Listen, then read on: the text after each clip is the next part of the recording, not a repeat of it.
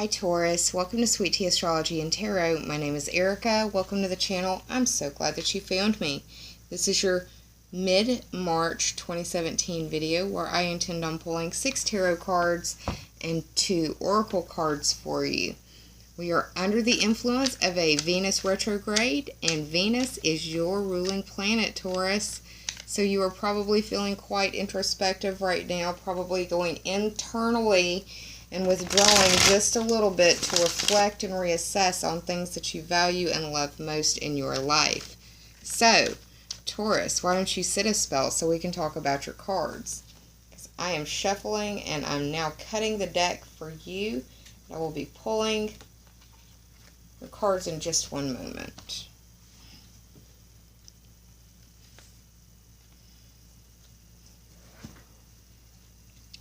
The bottom card represents the underlying theme or overarching energy of the spread. The first card represents the present energy. The second card represents the past. The third card represents the possible obstacles. The fourth card represents the possible help. And the fifth card represents the possible outcome. Now I'm going to shuffle the Crystal Mandala Oracle deck by Elena Fairchild. Many of you have actually reached out and said that you've ordered this deck for yourselves. You've liked it that much. That's awesome. I'm so happy I could introduce you to this deck, or this deck to you, however you want to look at it.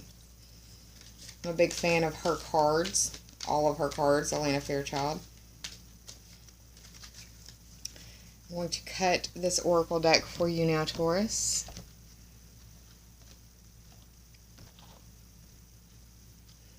There's your Crystal Mandala deck card.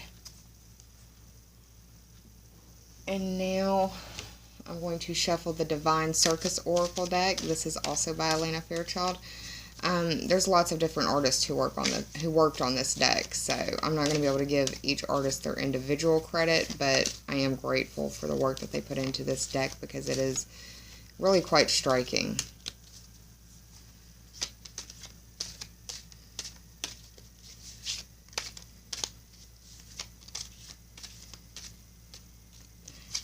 Okay, let's cut the deck.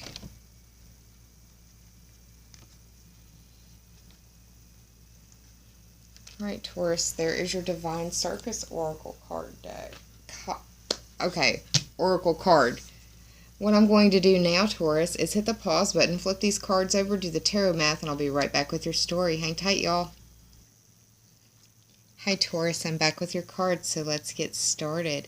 The underlying theme or overarching energy of this spread is the Ace of Wands in reverse. Now, whenever I see a card like this, it always looks like a phallic symbol to me, especially if it's a court card or like the Ace. The Wands represent the fire signs, and that is Aries, Leo, and Sagittarius.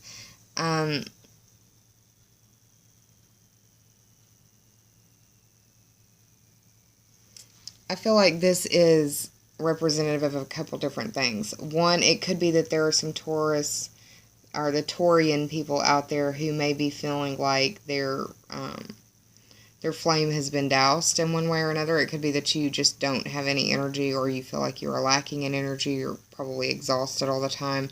That does make some sense, especially when the sun moves into Aries. That will be your 12th house.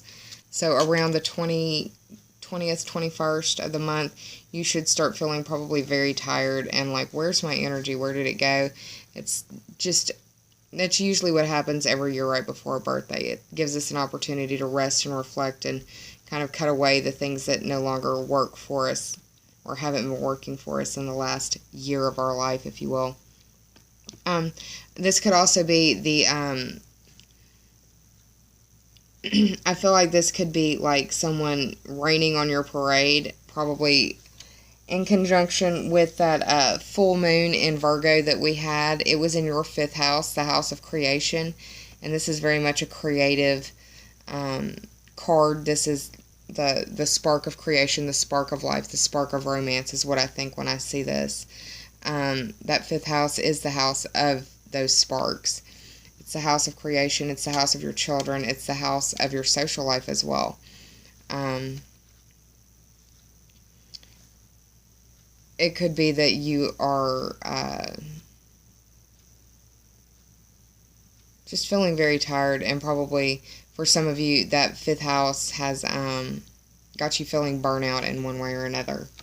Underlying theme or overarching energy of the spread.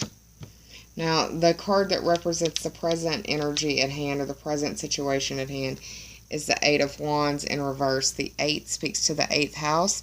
That is the house of Scorpio. That's the house of life, death, and rebirth. It's the house of other people's money and sexuality.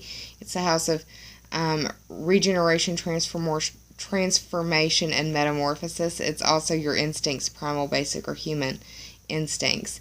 The Wands, once again, fire sign energy. That is Aries, Leo, and Sagittarius.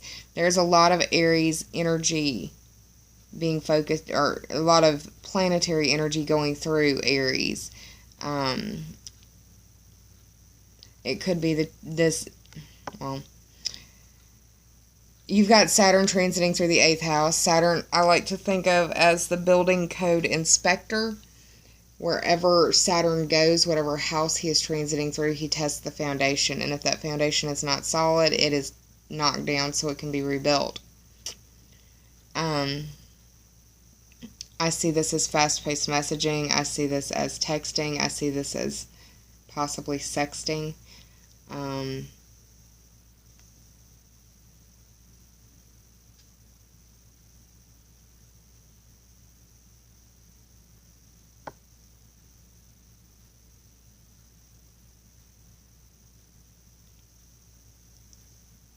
For some of you, Taurians, it may be that you may need to check and see if you're pregnant. And I say that because I'm seeing this as the race to the egg. Let me put it like that as well. And I don't normally see that like that. But with the full moon playing out the way that it did, you've got a lot of 12th house energy playing out. That's secrets, that's hidden, it may be something that you don't know about until a little bit later. But I see this as very flirtatious, or very fast-paced messaging back and forth. This could be face-to-face through some sort of messenger or online in one way or another. And it could be with a Scorpio in some regard. Now, the card that represents the past is this 2 of Pentacles. And it's interesting that Scorpio's been brought up. Do you see this green... Sorry, y'all. This green infinity symbol, this loop? Whenever I see that, I think of Scorpio because it's a number 8, 8th house. The 2, right here, is representative of the 2nd house on the astrological wheel. That house is ruled by Taurus. That is you. That is the house of your money, earning ability, self-esteem, possessions. Anything you could point to, classify, identify, or introduce as mine would probably qualify as a 2nd house item. The Pentacles represent earth sign energy, and the earth signs are you, Taurus, Virgo, and Capricorn. The Pentacles are representative as well of your resources and money, and chiefly among those is your health. I feel like this Venus retrograde is indicating that you need to pay attention to your finances or the things that you value in one way or another. And I say that because of this character wearing the red hat. Whenever I see red, I think of fire signs. And whenever I see a red hat, because Aries rules the head, I think of Aries. So, could be that you or an Aries in your life is trying to figure out their finances or their health or the things that they value in their world. Or it could just be speaking to this Venus in retrograde through Aries. The card that represents the possible obstacles in the situation is a Major Arcana card. It's the 21st card of the Major Arcana. 2 plus 1 is 3, and that speaks to that Gemini-ruled house of communication, short-distance trips, siblings, cousins, and neighbors, or people in your neighborhood. Now, this Saturn, or this world card is representative of the planet Saturn, and Saturn is, I've spoken about it before, transiting through that 8th house of yours, the house of Scorpio, life, death, and rebirth, other people's money, sexuality. When I see the world card, I think of the World Wide Web, like the internet, but this is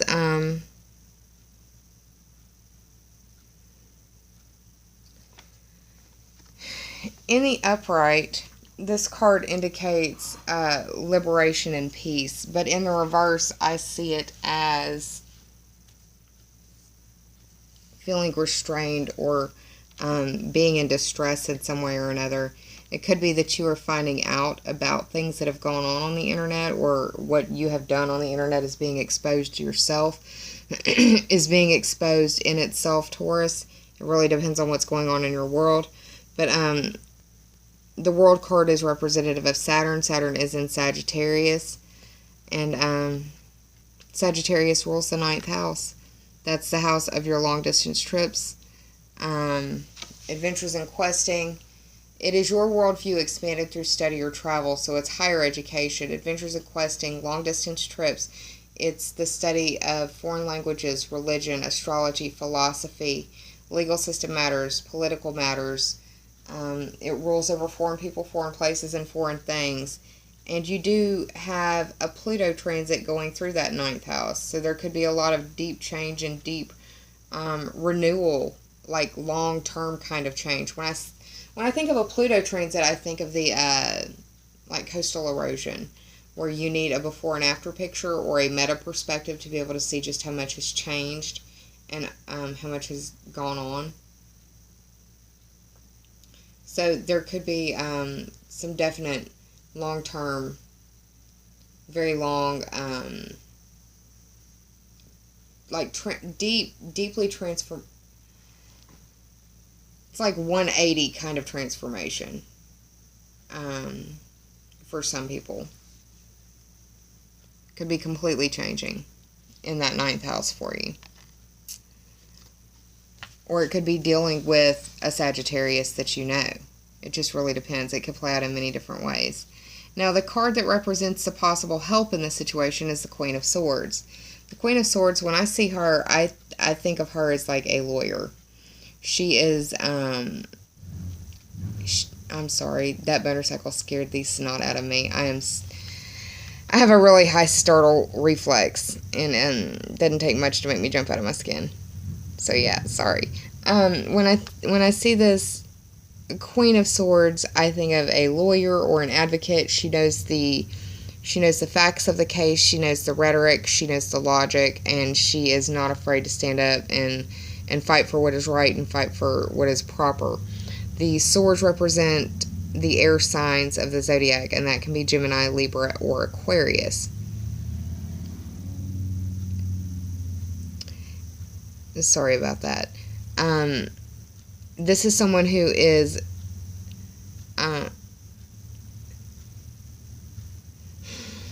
she's not so much about the emotions. She's more about the facts. You can't get to her through the pathos. You've got to be able to touch her. You've got to be able to provide the logos, communication theory, whatever. She sees the situation for what it is and is not easily, you can't really pull the wool over her eyes.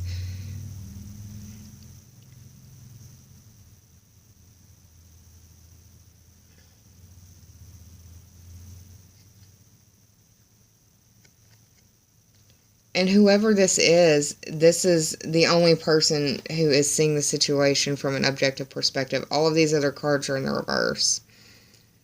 So it may be that you need to go to this female who is possibly a mentor in some way to you, and ask them to help you to see the situation for what it is and how it is.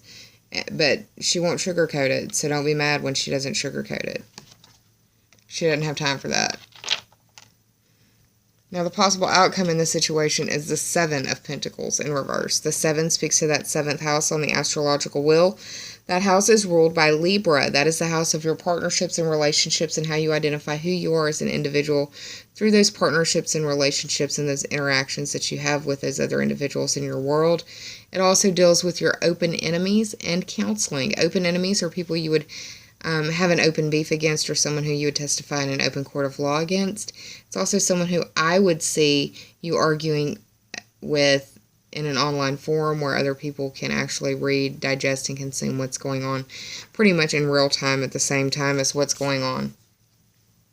Now, the Pentacles represent Earth sign energy. Once again, that is you, Taurus, Virgo, and Capricorn. The Pentacles are representative of resources and money. Our health is the biggest resource that we have. Without our health, we can do nothing else. This card, this individual has put in the hard work to planting this bush, tending to it, making sure it's been watered and pruned, but has only received one pentacle. Now, all of these are still on the vine. There could be a storm, it could freeze tonight, they could all fall off. But it's like, in the reverse, it's like the hard work hasn't been worth it. For whatever reason. Or, I don't know why, but this looks like half a heart. It could be that you're dealing with unrequited love in some way. It could be that you feel that you're dealing with people who are focused more on your resources than you. Or what you can do. What you can do for them. You may need to see or seek a lawyer to help you with these financial issues. Because every one of these cards is in the reverse.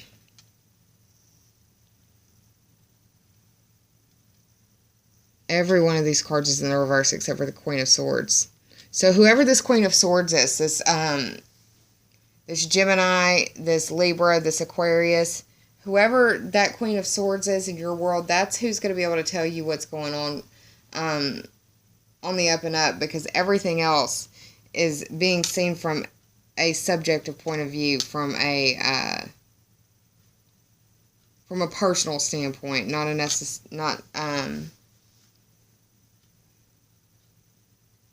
you could only be seeing it through your lens. You may not be able to see it through any other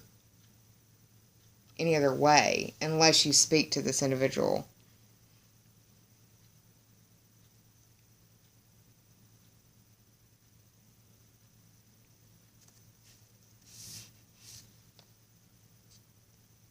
And the closer that you get to the end of the month, Taurus, the more focus you have on the 12th house. And that 12th house is the house of, it's the house of secrets. It's the house of self-undoing and karma and repression and limitation and self-undoing.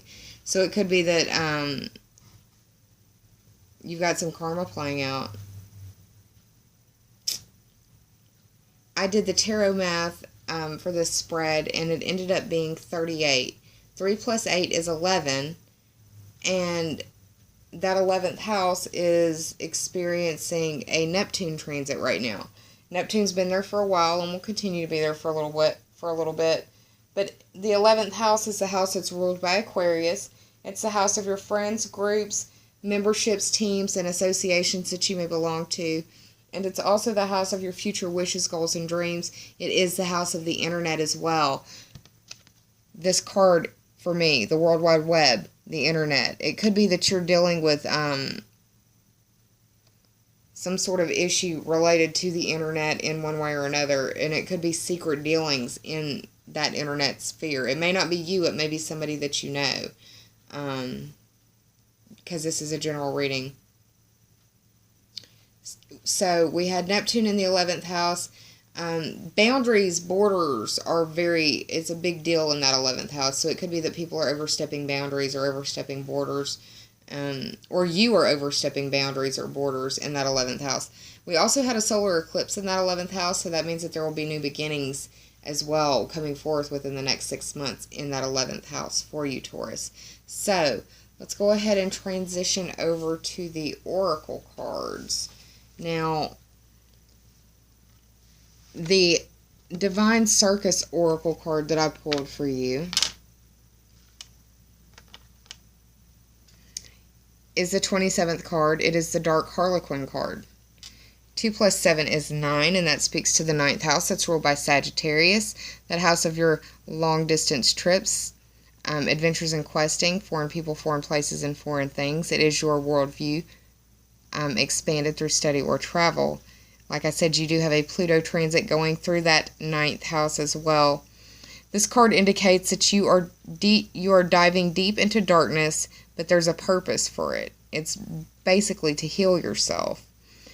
And the only way that you can do that is to ask yourself the difficult questions. Be willing to ask those difficult questions and be willing to change by letting go of how things are right now.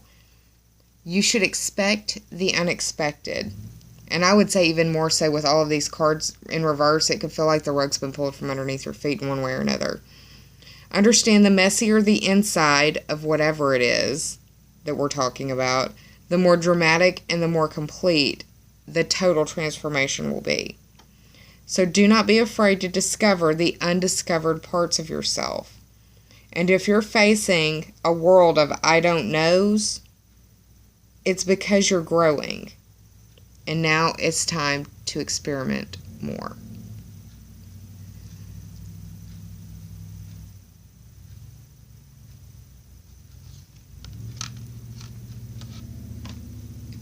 The next card from the Crystal Mandala Oracle deck that I pulled for you. This is the 13th card of this deck. And this card has fallen for at least 4 other signs. At least. So this is a very powerful, resonant message that is coming across for many of the signs that I've done so far. I know it fell for Pisces. I know it fell for Aquarius. But past that, I just know that I've seen it several times. This is the 13th card. Archangel Adnichel and Tiger's Eye.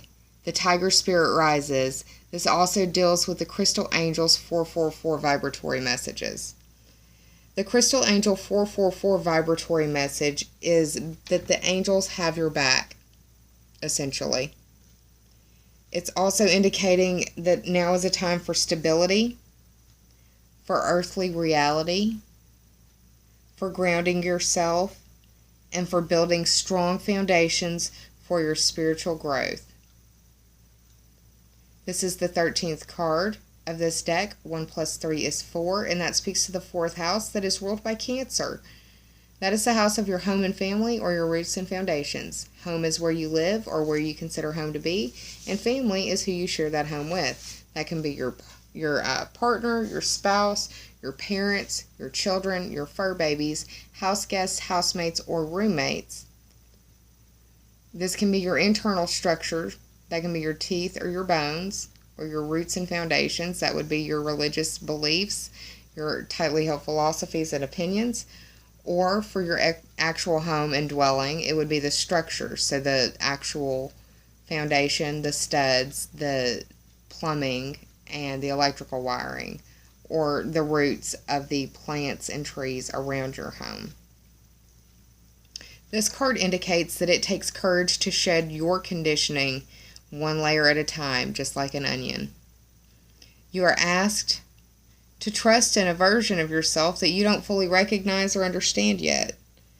So now is a wonderful time for you to give yourself permission to recognize that you are a spiritual being, and that your spiritual being is empowered with a truth more potent than fear. Acknowledge that your spirit is expanding rapidly beyond what opinion and logic can contain. Understand that as your tiger spirit rises, you invoke the tiger spirit and others around you to rise above the conditioning that they are shedding as they discover their truest self in their own divine timing.